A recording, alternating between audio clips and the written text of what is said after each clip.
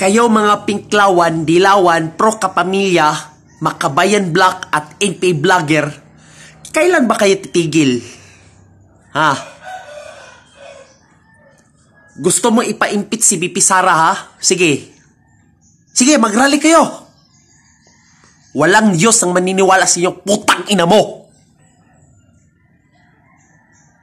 Ang sarap kita ipa-terminate ng social media account nyo, mga vlogger sa mga Pinklawan, Dilawan, Pro Kapamilya, Makabayan Black at NP Vlogger. Ang sarap kita ipa-take down. Lalo ka na Trillanes. Itong post mo mali. Mga pro-impeach laban kay BP Sara. Sige, mag-rally kayo. Kasama mo ni Laila de Lima, Risa Ontiveros, lahat. Lalo na kay Kiko Pangilinan at si Bam Aquino. Magsama-sama kayo mga putang ina nyo. Sana hindi ko mananalo. Sana hindi ka mananalo Tang ina mo. Ano ngayon? Takot na ba kayo? Yan ang karma mo. Kung mananalo si Kibuloy at si Marcolita, tumigil na kayo. Galit ako sa'yo. Kami mga DDS, galit kami sa'yo. Hindi ka nahiya? Ano? Tayo mga Pilipino, ganyan ang ugali nyo? Kung hindi kayo magbago, lumayas kayo dito sa buong mundo. Tandaan nyo yan. Alam mo, Trillanes, kailan ka ba titigil ng post na yan? Ang papangit ng post nyo. Gusto mo mag-rally? Walang Diyos ang maniniwala sa inyo, putang ina mo. Kayo mga demonyo kayo. Ang mga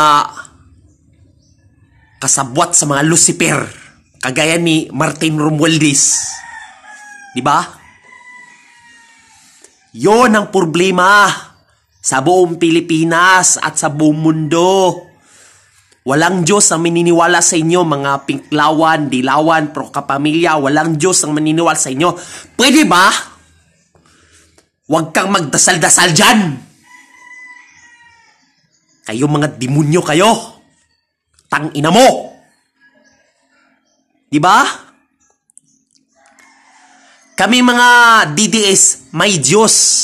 Kayo mga Pinklawan, Dilawan, Pro Kapamilya, walang Diyos.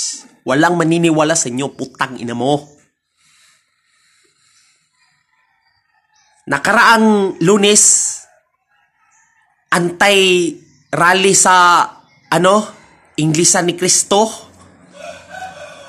Si Laila de Lima ang anti-rally sa Inglisan ni Cristo. Kasi galit sa mga Inglisan ni Cristo si Laila de Lima. Ito si Laila de Lima, kailan ito titigil na to? Puro lang paninira laban kay BP Sara. Dapat respetuhin ninyo ang yung INC. Hoy, Laila de Lima. Makinig ka. Makinig ka, Laila de Lima. Convicted ka sa drug lord. Suko si Duterte sa una. Galit si Duterte sa'yo. Diba?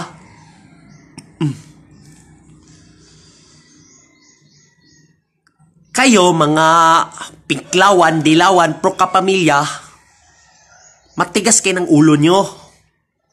Sige. Ang partilis mo, email partilis, dapat hindi ka mananalo. Gago ka. Mambubudol kayo putang ina nyo. Ang lakas na nag-interview sa ibang mainstream media, gaya ng Litsi Ibis News. Si Laila de Lima, galit sa Inglisan ni Cristo. Galit ka ba sa Inglisan ni Cristo rally, Laila de Lima? Hindi ka nahiya? Isa kang anti-ANC rally. Yun ang problema ko dito. Sana umayos ka dyan. Kung hindi ka aayos, lumayas ka sa mundo na to. Dapat mamatay ka. Mamatay ka, putang ina mo.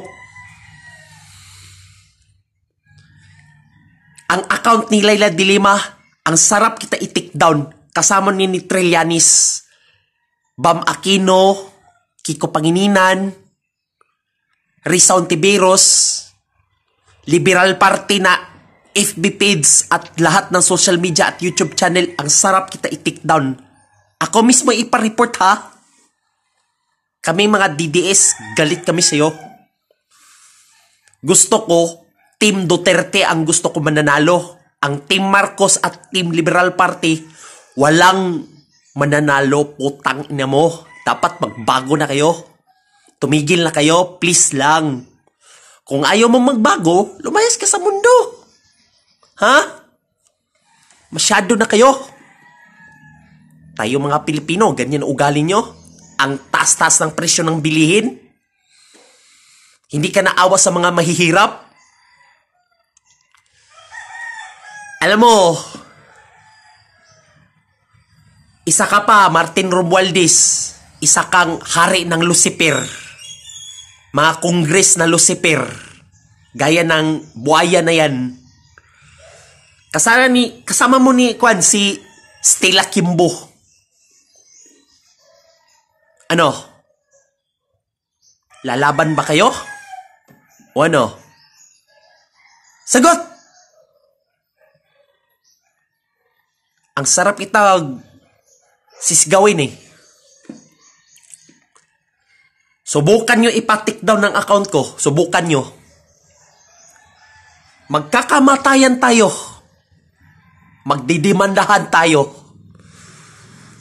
Wala akong kilala ng mga abogado dyan sa buong Luzon, Visayas at Mindanao. Wala akong hanap ng abogado. Ang gusto ko libre. Walang bayaran, putang ina nyo. Kami mga vlogger, libre mi. Hindi bayaran ang kagaya nyo. Diba? Dapat ang mga vlogger na political, hindi bayaran. Kami libre. Diba? Kasama ni si Coach Oli, Banatbay, Busdada, at mga DDS vlogger, walang bayaran ng vlogger. Dapat libre. Ito mga vlogger na Pinklawan, Dilawan, Pro Kapamilya, NPA vlogger, mga bayaran na sila. Gusto kong paninira laban kay BP Sara. Lalo na mga gustong paninira laban sa mga pamilyang Duterte. Tama ba yun? Mali. O ngayon, ano ba sa tingin mo? Comment kayo sa baba. Sa YouTube lang ha. Ang sa Facebook, ilang beses na i-take down ng account ko, yung Ralph Con Integrity Vlog. Ilang beses nang take down ng account ko. Sinong gumawa ng take down ng account ko, dapat managot kayo sa batas. Dapat kasuhan ng cyber libel. O sige, tingnan natin. Lalaban ba kayo? Matitigas kayo ng ulo nyo ha. Oy, at saka, kayo, mga vlogger kayo, na mga Pinklawan, Dilawan, Pro Kapamilya, NPA vlogger, ang tigas tagal ang ulo nyo. Gusto nyo ibalik ang prangkisa ang Litsi Ibisbiin? Sige. Hindi ko kayo tatagumpay. Kami mga DDS vlogger, galit kami sa iyo. Sige, subukan nyo i-renew ang prangkisang Litsi Ibisbiin. Magdidibandahan tayo. Alam mo, mga pamilyang Lopez, Carlo Katigbak, wala ka ng negosyo. Dapat, lumayas ka sa mundo na to. Huwag ka malala. Malapit na siya mamatay ang mga pamilyang Lopez na yan. Ito si Gabi Lopez, malapit na siya mamatay. Ito si Gabi Lopez, malapit na siya mamatay. Diba? Matanda na yan eh. Dating Philippine Vice President si Fernando Lopez. Matagal na matay yan. Galit sa mga Marcos. Ito si Marcos Sr. laban sa mga Liberal Party. Gaya ni Fernando Lopez, Liberal Party yan, di ba? Galit sa mga Liberal Party si Marcos Sr. Ngayon, si Marcos Jr. kakampi ang Liberal Party, di ba? Hindi to tama yan. Alam mo, bangag, traitor ka. Ako mismo gi boto sa imo ha. Ako mismo iboto sa iyo. Bakit traitor ka ngayon? Kalaban ka ni BP Sara ngayon? Ha, bangag? PBBM traitor? Oh, traitor ka nga. Adik ka. Sana magtutok ang respeto. May patungkuan imong amahan kontra mga NPA o Liberal Party. Ikaw, Marcos Jr., kauban ka sa kwan Liberal Party ug Makabayan Black karon. Maulaw ka. Kauban mo ni kwan, bayaran ng imong first lady nimo, putang ina mo. Dapat dili ka magsturbo eh. Dapat magtrabaho na lang mo, ayaw na lang sige kwan. Mag-away-away sa mga politika diya. Mo'y na akong problema ninyo. Sige.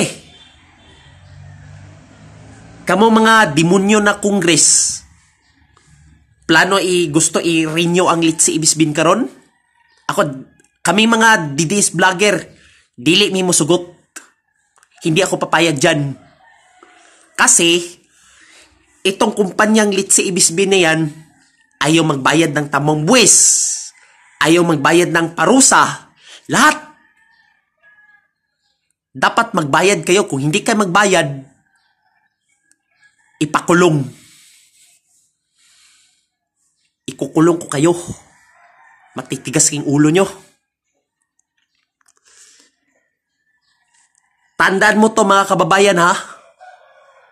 Ngayong 2025, kung mananalo si Team Duterte, lalo ng si Marcolita at si Kibuloy, kung mananalo si Pastor Kibuloy at si Marcolita, tumigil na kayo sa pangbubudol nyo. Lalo na, wag mong payagan bigyan ng prangkisa ang Litsi Ibisbin na yan. Pakiulit ko ha. Wag mong payagan ang bigyan ng prangkisa ang Litsi Ibisbin yan kasi malaking atraso yan.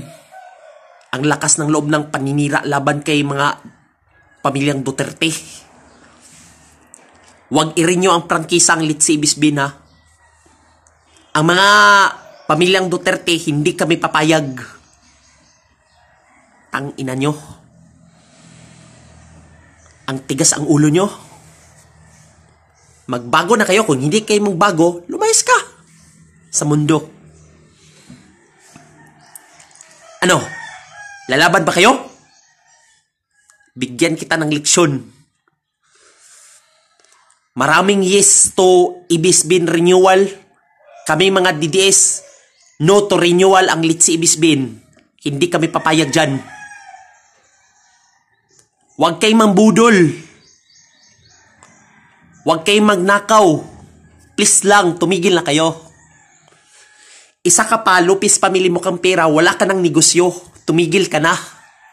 Kasi, hindi kami papayag i-renew ng prangkisa ang Litsi Ibisbin kasi fake news, puro patay, puro sampal, hindi ginusta ng mga bata sa gabi.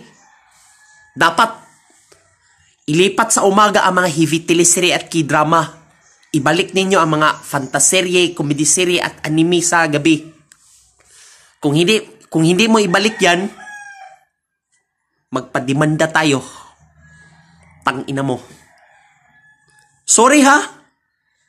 Kami mga DDS, tama kami na ginawa mo. Kayo, mali kayo. Tama kaming ginawa.